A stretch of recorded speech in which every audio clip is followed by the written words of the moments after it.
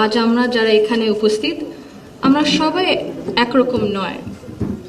আমাদের আদর্শ আলাদা, অভিজ্ঞতা আলাদা, দৃষ্টিভঙ্গিও আলাদা।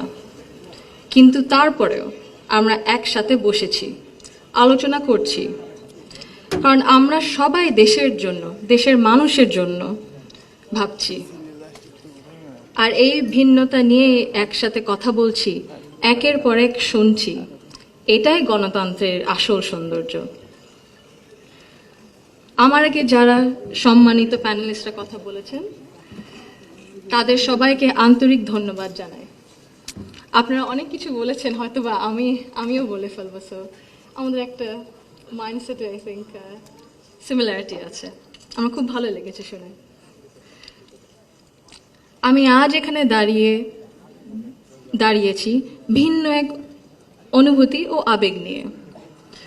বাংলাদেশে এই পলিসি লেভেলটায় আমার প্রথম বক্তব্য এটা। আমি এমন কেউ নয় যার কাছে সব প্রশ্নের উত্তর আছে বা সব সমস্যার সমাধান জানা আছে। তবু আমি বিশ্বাস করি, নিজের ছোট্ট জায়গা থেকেও সমাজের জন্য, দেশের জন্য কিছু করার আন্তরিকতা আমাদের সবার মধ্যে থাকা উচিত। আজ আমি এসেছি শুধু শুনতে, শিখতে এবং একসাথে কাজ করার মনোভাব নিয়ে এগিয়ে যেতে।